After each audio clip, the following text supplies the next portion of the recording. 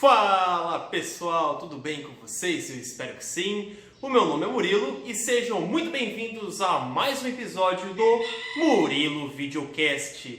E vocês de casa devem estar se perguntando: Murilo, cadê o convidado? Com quem você vai conversar essa semana? Bem, infelizmente essa semana a gente não tem convidados. E quando a gente não tem convidados, a gente faz um episódio especial. Então sejam muito bem-vindos ao primeiro episódio do ExtraCast. E bem, pessoal, no ExtraCast funciona da seguinte maneira. Eu, seu apresentador, vou falar sobre algumas pautas variadas, diversos assuntos. E durante a semana e nos comentários desse vídeo, vocês podem sugerir assuntos e pautas para quando a gente for gravar os extracasts, que são episódios aqui do canal sem convidados. Vocês também devem ter percebido que os cortes do canal, são postados aqui mesmo. Ou seja, o canal de vídeo é o mesmo canal de cortes. Essa foi a estratégia que eu decidi tomar para o canal, pelo menos nesse primeiro momento que ele ainda continua pequeno. Beleza, pessoal? Agradeço previamente pelo apoio de todos vocês e vamos começar a falar sobre as pautas. Então, pessoal, essa semana vocês devem ter se deparado com um curta-metragem que está rolando na internet chamado Salve o Ralph. Esse curta-metragem é todo filmado em stop motion e aqui no Brasil foi dublado por nada mais nada menos do que o Rodrigo Santoro. Eu confesso que a minha experiência com esse curta-metragem foi significativa. Ele me trouxe um incômodo muito grande e também uma tristeza pela causa que ele foi produzido. Esse curta-metragem foi produzido pelo uma ONG e ele tem o intuito de conscientizar as pessoas sobre os testes das empresas de cosméticos realizados em animais como coelhos, ratos, porquinhos da Índia, hamsters. E o pior de tudo é que esses testes dessas empresas de cosméticos não precisam ser realizados em seres vivos, Já existe um leque de outros recursos que eles podem utilizar para testar esses produtos cosméticos e ter o mesmo resultado e não testar nos animais. O documentário em si é muito interessante porque eles pegam um coelho chamado Ralph e esse coelho é cego de um olho, ele perdeu parte da audição, sente diversas dores, teve o pelo raspado, diversas queimaduras. E tudo isso são efeitos colaterais, dos testes de cosméticos feitos pelas indústrias. Então, esse curta-metragem ele é uma alegoria para a conscientização das pessoas. E essa ONG que desenvolveu esse curta-metragem está fazendo um abaixo-assinado para acabar com essas práticas, inclusive aqui no Brasil. Eu deixei a minha assinatura no site da ONG. Se vocês puderem, se vocês concordarem com essa causa, também deixem a de vocês. E deixem a sua opinião sobre esse tema, esse assunto, aqui nos comentários do YouTube e dos cortes lá do Facebook. Pessoal, nós estamos no começo de maio, mas esse ano já teve várias séries de super-heróis. Inclusive algumas feitas pela Marvel e Disney. E na minha visão, a que mais se destacou entre elas foi a WandaVision.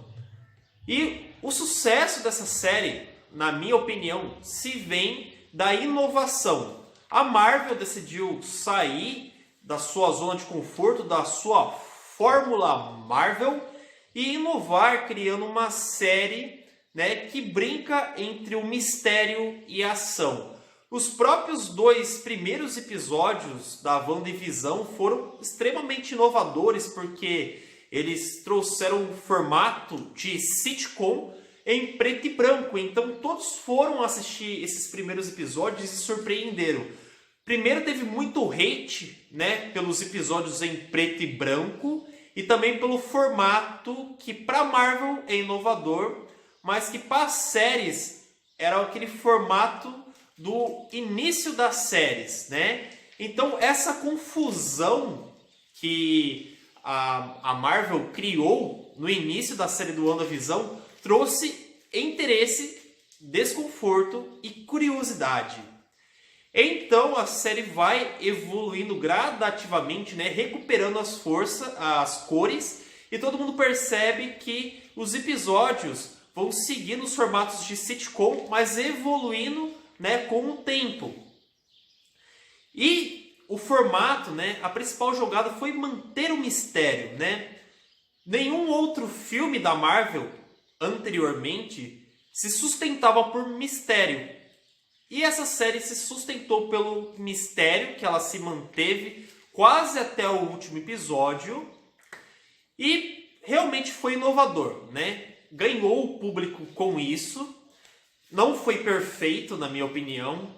O último episódio foi muito apressado, né? Muito corrido. Teve até umas falhas muito grandes de roteiro nesse último episódio ali.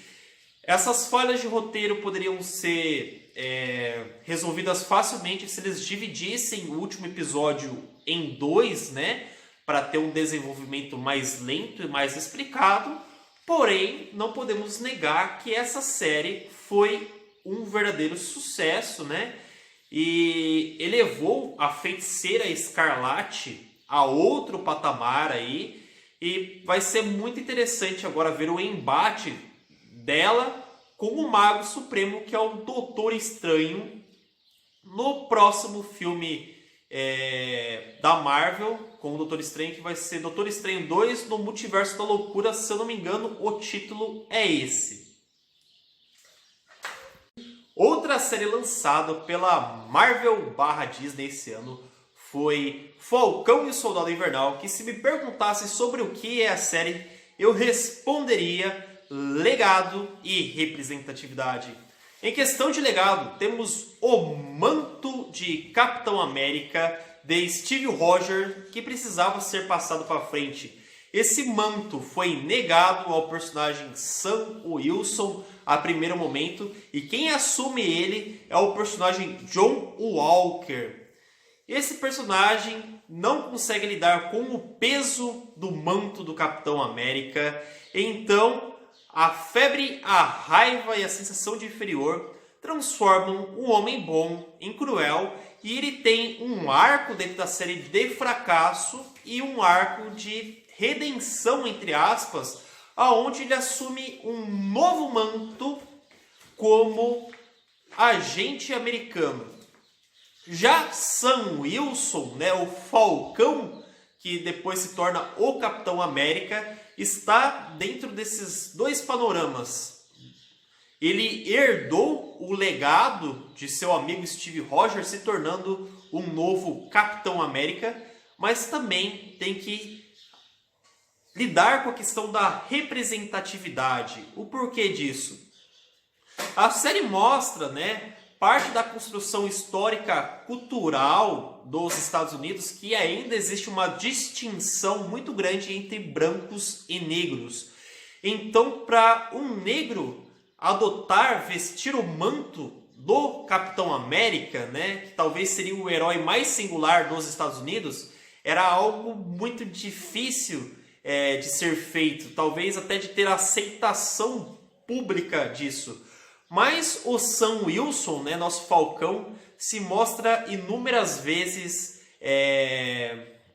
apto a assumir esse manto e a quebrar esse conceito estabelecido historicamente ali, porque o mundo precisa mudar e as pessoas também. Precisamos aceitar ao próximo, independente da diferença de etnia, religião, crenças. O caminho que a sociedade tem que tomar é a aceitação do próximo e vivemos como raça humana. Então a série tem essa mensagem muito bonita dentro dela, né? da aceitação, da representatividade e do legado. É um discurso ideológico e político muito bom, escondido em meio a toda a ação que a série traz. E finalizando os comentários sobre as séries de super-heróis esse ano, vamos falar sobre a que eu mais gostei, uma série de animação produzida e distribuída pela Prime Video chamada O Invencível. O Invencível surpreendeu muitas pessoas porque ele é uma animação muito saudosista, que lembra bastante seriados de heróis como Liga da Justiça Sem Limite e os X-Men Evolution. Porém, ele pegou muitas pessoas desprevenidas com a sua violência brutal e visceral, né? Você está assistindo um episódio, vendo vários heróis benevolentes agindo como a Era de Ouro e de repente você vê mortes realmente brutais na série. Isso surpreendeu muitas pessoas e fez elas olharem para a série com um outro olhar que não um desenho de super-heróis. A série em si é muito bacana, ela faz referência a outros universos como Marvel e DC. Tanto que os principais heróis dentro da série do Invincible, que são os Guardiões Globais, são totalmente inspirados na Liga da Justiça. Apesar dos comentários que a crítica especializada faz sobre o Invincible, né, fala que ele é mais uma série que desconstrói os super-heróis, eu sou obrigado a discordar disso daí. Para mim, o Invincible ele é uma série bem cinza, bem neutra. Tem o bom e o ruim. Por quê? Tem vários heróis que são extremamente benevolentes, né? Heróis que agem como a Era de Ouro, aquelas pessoas que se dedicam totalmente a salvar as outras, utilizam os seus dons para serem bons, mas também existe aquelas pessoas que usam os seus dons para serem ruins, né? Super-heróis meio canalhas, meio canastrões assim, que não tem essa benevolência totalmente desenvolvida dentro de si. Então a série tem muito de preto e branco, né? Ela não se limita a desconstruir os super-heróis, mas não se limita também a reproduzir a Era de Ouro dos super-heróis. E para mim, isso foi uma das questões que fez eu gostar muito desse seriado do Invencível.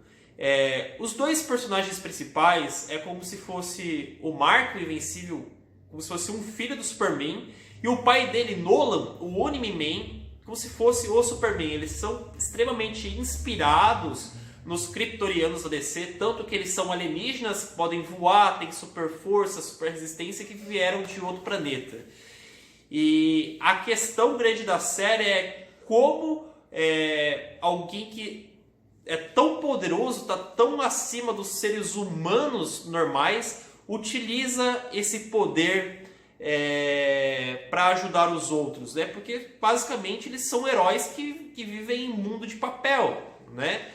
Os Viltromitas, se eles não controlam a sua força, né, enquanto eles estão agindo, facilmente eles derrubam um edifício, esmagam um trem, um carro ou a cidade inteira com muita facilidade, porque a força deles é absurda, realmente absurda. A série tem questões muito bacanas, muito legais. Eu gosto do jeito que os episódios são desenvolvidos ali. Não acho que o entretenimento se limita somente aos Viltromitas. Todos os núcleos são muito interessantes. Por exemplo, o núcleo do robô é muito interessante. O núcleo dos irmãos destruidores, né, que são os gêmeos cientistas, é muito interessante. Então, para mim, o Invincible foi a maior surpresa desse ano e também o seriado de herói que eu mais gostei.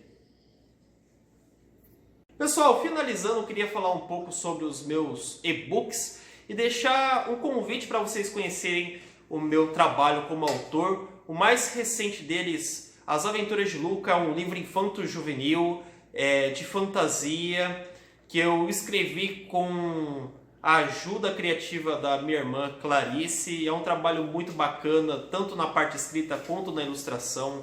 A Carla Ferreira fez a revisão dele para ficar um livro bem completo.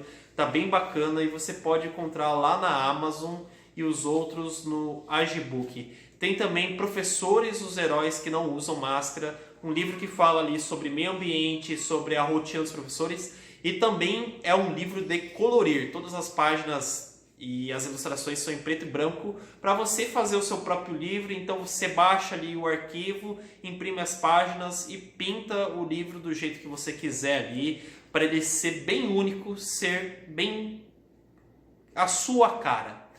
Temos ali também Os Ratos de Sovite, que é um livro com várias camadas. Você pode ler ele e interpretar ele como apenas uma história, ou você pegar as críticas aos modelos sociais e econômicos colocados dentro das entrelinhas da fábula que eu desenvolvi, né?